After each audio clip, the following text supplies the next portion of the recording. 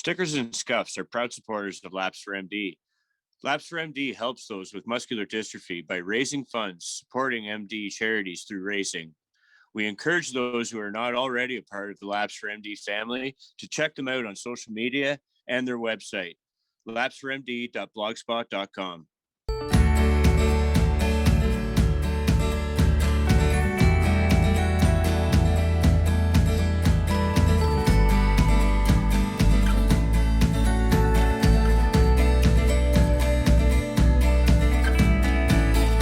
Race fans, sit back, relax, and enjoy.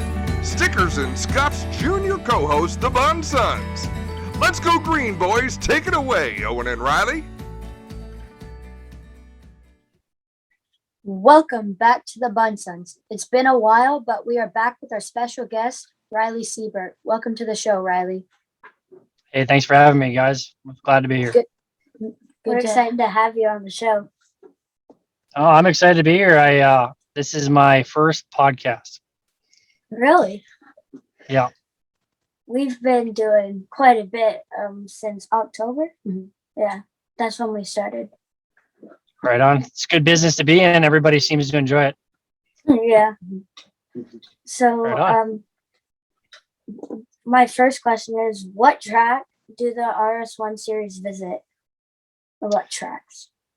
So the tracks for the RS1 series is the Avion Motorsports RS1 series is right now, because of COVID, we're kind of constrained to the British Columbia circuit. So this year we're just targeting the Penticton Oval, which is also now under the ownership of co-owners Trevor and Ingo Seibert. Trevor owns Avion, and then Ingo partnered up with them for the Speedway. And then Area 27, which is in Oliver, BC, which is the road course, the private road course down there in Oliver, BC, that we built in 2016, myself and Trevor.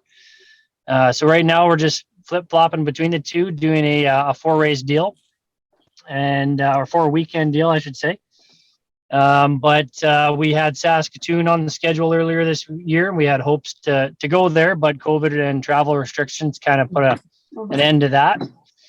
And in the future, we're hoping to get down across the line and do a West Coast tour internationally, down through maybe Oregon and California and that sort of thing. That's cool. Yeah. Do you have any plans to run in the Pinty series in the future? No immediate plans right now to run in the Pinty series. I did previously run there through years 2011, 12, 13, and then I think in 15. And then I've taken a bit of a break, and we kind of created some things out here with Area 27 and Avion, and took on a bunch of stuff. And but now kind of back to the table of, I've got Super Seal Construction Products on as a sponsor now, and they're really excited to be a part of the program. And you know what? I don't foresee myself in a Pinty's car in the near future, but I'm hoping to hedge my bets that maybe you might see me in a truck maybe in the next couple of years. That'd be cool. Yeah. Yeah. What's it like to have an awesome name like Riley?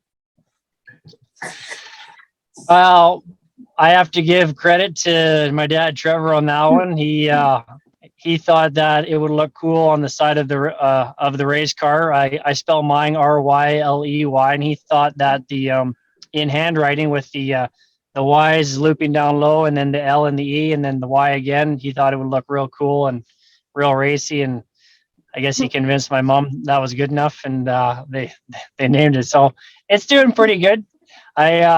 I don't know if you find this, but lots of people, I don't say my own name a lot, so sometimes I mumble it, and most people say, a Ryan, and then I have to repeat myself and say, oh, no, it's a Riley or whatever, right? So, but you know what? It's a less of a common name, so you get to stand out a little more, and so I like it that way. Can you tell us about your family history in racing?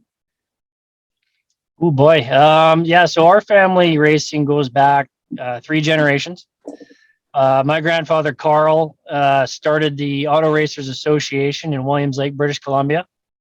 Back then, they were racing old Ford coupes, and they knocked the fenders off them and put a grill on the front. And they built a dirt track just south of Williams Lake on the Williams Lake First Nations land, and it was there for about 30 years, and then eventually Wow. became paved.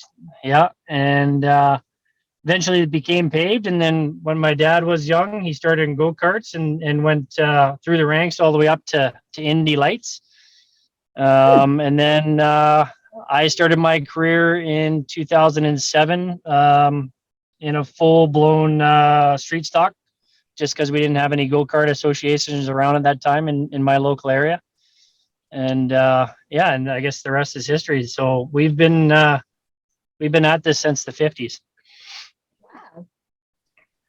And for my final question, can you tell us about the RS1 cars? And is there many differences from that to the Pinty series cars?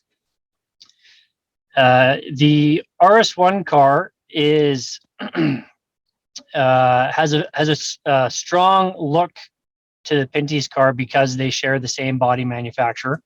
So Performance Fiberglass out of Ontario, they're the official body supplier for the Pinty series. It's a flange fit fiberglass body, and so we share that body with them. So everybody associates us because of that. Only few details on the body different is we put a splitter on the front, and then we put a wing on the back as opposed to a spoiler. So our trunk lid's a little different. And so you see that common look there, but underneath that body, they're not even the same car. They're not close. The NASCAR series, they're still a perimeter big spring car. So they run the big 5.5-inch coil springs. Still, the old steering boxes. In the back, they're what's called an over the top chassis. So you see the frame rail come up and over the diff and then down back. Ours are more of a late model setup, perimeter late model. So we run like a rack and pinion, coil over shocks and springs. The underslung chassis in the back keeps the weight nice and low. We're running a 604 crate motor with a dog box proper racing transmission and a Ford 9-inch rear end. And then we've changed from being those stock GM single calipers like the Pinty series have to a Brembo 4-piston brake system. So they stop quite a bit faster, and they weigh about 600 pounds more. Or sorry, excuse me. We weigh about 600 pounds less than the Pinty's cars. So our cars are about 2,500 pounds without the driver. Wow. Thank you so much for joining us on the show, and we hope you have a great season. Hey, thanks for having me, guys, and hopefully we can talk again sometime in the future. Yeah. Thanks for tuning into the Bunn Sons. Make sure to check out the Stickers and Scuffs podcast on social media. Be sure to leave a comment and let the boys know how they did.